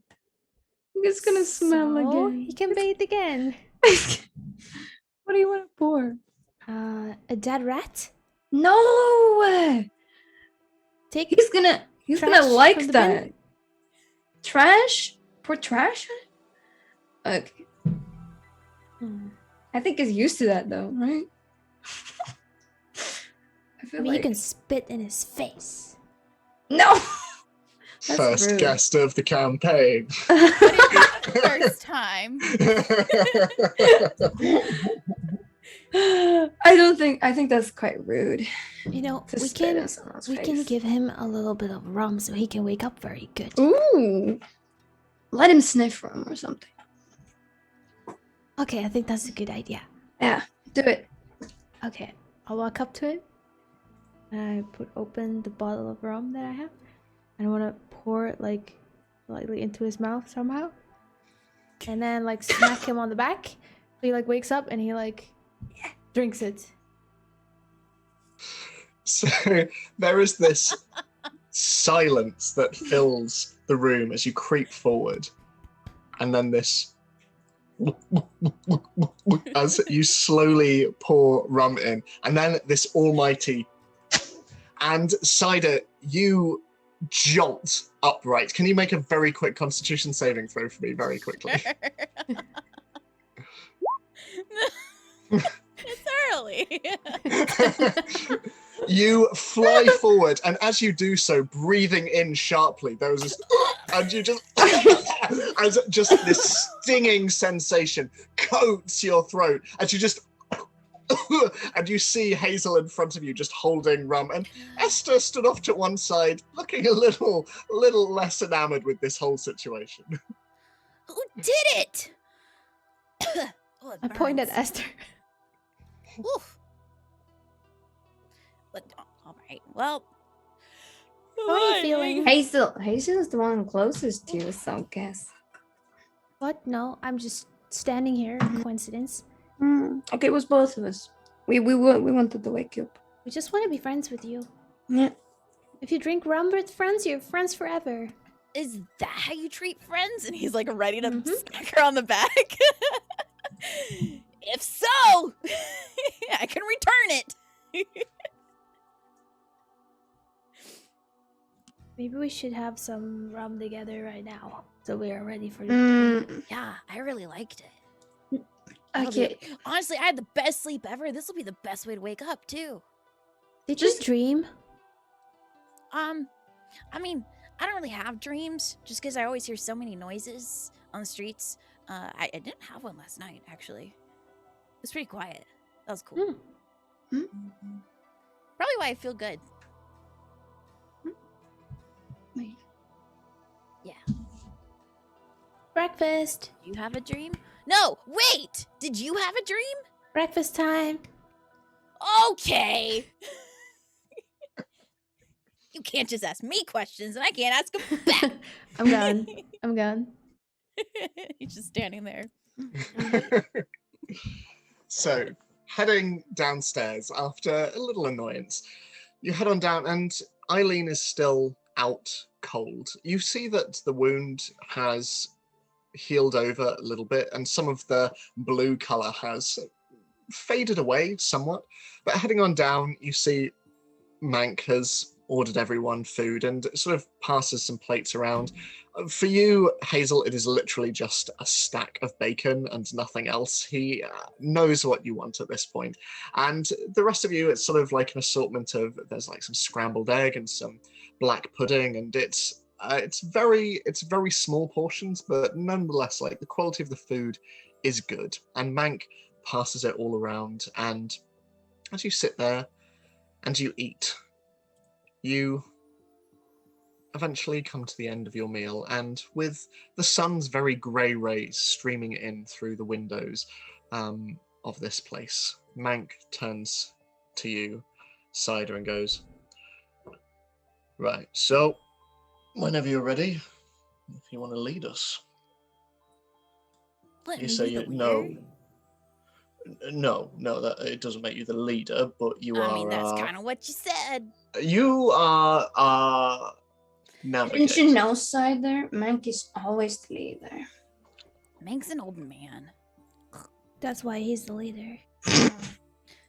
Kids can be leaders. He's actually not that old. I'm not. I've been leading my life for a hot minute now. I'm doing great. Yeah, you are. How old were you again, Mank? 170? He's like 200. Yeah, Oh my gosh, and he's 200. still alive. I'm over 200. He's quite young for an elf. Mm. Yeah, well, elves. Yeah. Elf. You have a problem with elves, considering that, like, you are half one. Only half. Yeah. So what's your I'd problem? hate to be a whole elf. Why? Why is that? What's wrong with None of that? my business. There's nothing wrong with that, okay? Whatever makes you happy. I mean, I- I can change it, right? I was born like this. And so was I. Are you equally as ill-tempered towards humans then, or No, they don't bug me. no? That's rude. Strange. Yeah. Well, if you don't want to talk, then fine. I was only making small talk anyway. Right. And he stands. Some pretty deep small talk. He's like yelling as he's standing up. That's Mank for you. Yeah, I'm a very serious individual. I can tell. Mm, You are well, not fun, my guy. yeah. He likes not being fun. That's the part about it. Who likes that? Him. I'm I guess not- after 200 years. He's very you're proud bored. about it. He's very like, yes, I am boring. Very nice. I like being boring. I can have fun. Oh, Well, yeah. Some yeah. more. I'm Come on. Yeah, all right, fine. And Yeah! he just picks his... So, let's do a dex off. Dexterity check. Oh, Okay. okay. Not that it did well last time either. What? Did you Oh, get a God. nat? What did you do? Hmm? 1. Wait, I hope I Did get you a one. really? Did you? Oh my god, man! Dirty 20! Holy! Come on, old man! What are your fingers His- broken? Very long finger is immediately like trapped under your very small one as it just sort of initially kind of laughs it off and starts to like try and pull it out, and then oh shit, oh, what? And it just like is properly like trying to pull it out and just Man, right, okay, you made your Lose. point. that's almost cute. Honestly. So What the- I'm the leader. No. All right, fine. Okay. Yeah. You can lead us to the location. You got it. Hmm. Does everybody have everything? Yep, You got I your think so. bags, you got your expensive copper piece torches that I want to be caught dead paying for. You got your everything else, weapons, you wash your face, drink more of that good drink. Makes you feel good. You got a taste for rum now? Yeah. I think Hazel's got some more, so don't worry about it. Yeah, no, we'll be fine. Yeah. Right, okay, well, in that case, leader, feel free to lead away. This way! He just like starts walking out. So, can everyone just make a general survival check for me, please? Okay. Also, I've been made aware that we have reached Faith of the Gods. That will take effect Oh my god. Okay. very soon. Rip. Yeah. 21. And Okay. 5. So, moving through the town, and Esther, you have a bit more difficulty with this on account of it is certainly the busiest town that you've ever been in. Even Everspire, which was much larger than this, and certainly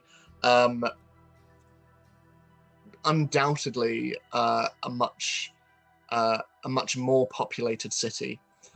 The difference between the two is stark. Everspire was spread out and it was large and it was vast. Galagust, on the other hand, it is small and it is packed, and frankly, for yourself, a little overwhelming. And as you're making your way through the town and moving with the others, eventually coming out the gates at the front, and once again marking the guards on either side and seeing the still burning bonfires, which, as you look, and once again you smell that acrid smell, you see that lying on top of these bonfires, there are rats, there are cats and dogs, there are pigs, and it is these that are being used to fuel the bonfires all around the town. But as you come out of the town and follow the others, and Cider leading the way, Esther, you find yourself, like your ears are still ringing from the noise inside the town, and moving out into the island, you are somewhat disoriented. But nevertheless, Cider, you continue leading the way, moving away from the town of Port Galagust, and moving north, moving through the wet, boggy marshland and up into the somewhat more stable, albeit slightly hillier region towards the centre of the island. And you are trekking for nearly half the day as you move forward, watching the sun slowly move ahead, grey clouds obscuring its rays as it moves in an arc above you. And as you trek, and as you move through bushes and trees and over rocks and down hills, is there anything that you want to do, any conversations you want to say before you eventually come to the north shoreline of Galagust?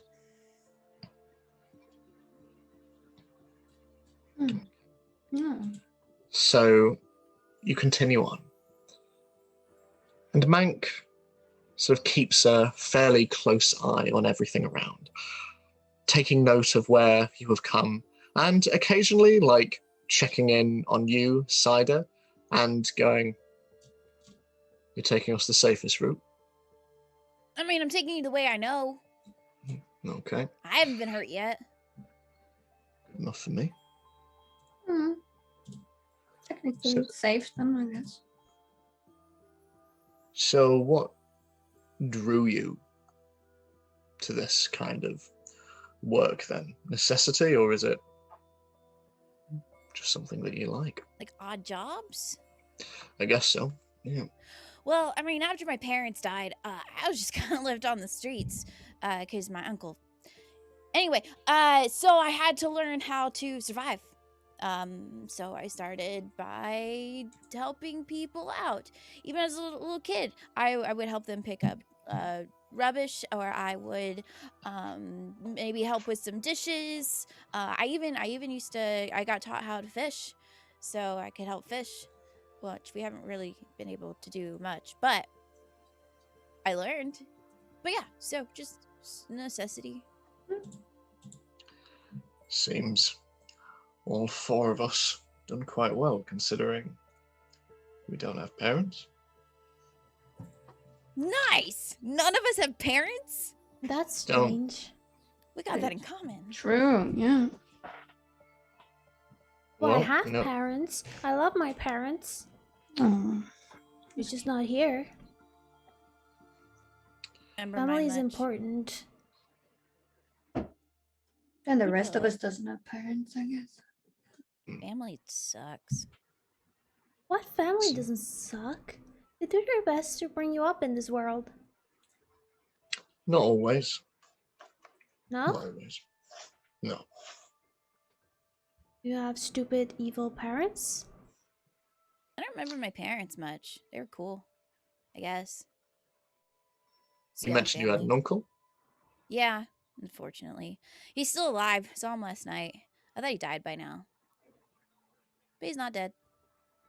Is he taking care of you? No. Why not? It's family. That's what 'Cause I'm family's supposed to do. Because you're what? Half human. He's an elf. He doesn't accept me. It's fine. I don't need him. I don't need any elf. Sounds like a stuck-up elf. Oh. That's why you hate elves. I see. I don't hate them. I just haven't found one I like. No offense. Mac, you're not making it better either for him, so. You know what? Actually, you played Thumb War with me. That was pretty cool. Oh, That was pretty cool. wow. I appreciate that. Well, at least we've established trust in some respect. Trust is a very loose term. I mean, I hope not, considering that you are currently leading us towards a particularly dangerous place. Y'all are the Rude. ones trusting me. I could lead you to your death, which I probably am. Y'all are crazy for one to come up here. Right. Good. Okay. I'm only being honest. Yeah. Well, true. I try not to trust people as much as I can, but what can I say? You have just such a open, honest little face. Thanks. You're welcome. He's not picking up on like the snarkiness. He's just like, I do have a good face. As you come over the crest of the hill, you start to see water. And you hear soft waves. As the pallid lake comes into view and you see the shoreline of Gallagherst once more. It is bare. The trees around are blackened and withered. And the grass as well, you see, unlike that which you walked through beforehand, while grey and dry, here it is blackened and it is almost sunk into the dry, dry ground. It is as though the land itself is dying, stretching out in a perfect circle of decay and death. You see birds lying on the ground, their wings upturned. And you see mice here and there, or at least the remains of them. And out past the waters, off in the distance and in the horizon, you can see it. The mist wall. The wall that surrounds the entirety of Mournveil, keeping it trapped within the Shadowfell. This is the closest any of you have been to it. It is off in the distance, out in the water, stretching up and up and up, taller than any mountain, up into the clouds themselves. But this is not what you notice, or at least it is not the focus of your attention. For as you get closer to the shoreline, you see something else out in the water. Looming out of the waters of the Pallid Lake, you can see the skeletal remains of a ship. Its hull breaks out of the water, an almighty wooden structure stretched out like broken ribs in the pale sunlight, while half of it remains obscured beneath the lake's surface. You see a tattered mast, broken, and it sits above this with a tattered sail flying in the soft breeze, and the waters all around are quiet. It is strange to see such a proud-looking vessel so utterly broken in the middle of the water. It is probably around a 5-minute swim out from the shoreline. And as you get closer, and you look around for any sign of rats or creatures or anything of that nature, and you start to get closer to the edge of the shore, and you see the ship in the distance, still and crashed in the waters. You have never seen its like. It is large. It is bigger than any sea vessel that you have ever seen before. In fact, it does not look as though it were built for the lake. It looks as though it were built for seas and oceans. And now, Hazel, a ship like this is not uncommon to you. You've seen many like this in your time. But specifically, you have seen this ship before. It is the ship that left you behind in Neverwinter. It is the ship that belonged to your parents. And it is currently sitting quiet and empty in the middle of the lake, as the breeze slowly moves across the surface of the lake, and you all stand, waiting for your next move. And that is where we are going to end this week's session. And we will be back again next week for more chaos and for our second episode with Sam. But thank you all so much. And obviously a huge thank you to Sam for bringing just the right amount of chaos to the episode. We're going to be back again, same time next week, same channel. But before we go, if we want to go around and to plug anything that we're working on. Elina, do you want to go first? Oh, I think you're muted. Muted. Yeah, I'm muted. I've been streaming a lot, quite lately, doing a subathon that is apparently going on forever. So we have a continuation on Saturday, actually. Preliminarily, I think. I'm going to be wearing goth clothes, goth cosplay. That was one of the goals they really wanted me to wear. So, goth Elina on Saturday. Shoo-hoo! Woo-woo! It's going to be great. And Glosske. I'll be streaming World of Warcraft in the morning. I'm your morning host in the weekend, Saturday and Sunday. So, hope to see you then. We can drink some coffee and chill. And Sam.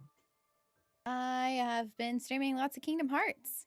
I'm on Birth by Sleep. I'm going through the entire playthrough, and it's wild. To say the least. How's your brain at this point? Do you see my tinfoil hats? There's another one right there. There's a lot going on. But yeah, thank you for having me. Seriously, this was really fun. My little chaotic boy. And I'm Ed. I also realized literally as soon as I said we'll see everyone next week, that I completely forgot, because it is so warm, to do Faith of the Gods. So we will be starting next session with our Faith of the Starting Gods. with chaos.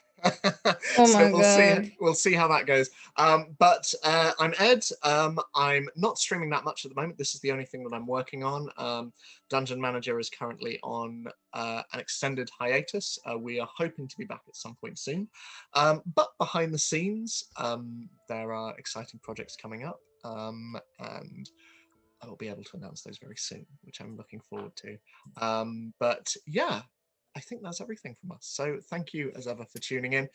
Like I say, we'll be back again next week. And in the meantime, stay safe. The world is changing and sort of limping towards something better, but stay safe, stay well. And in the meantime, we love you very much. And we'll see you soon. Okay, bye.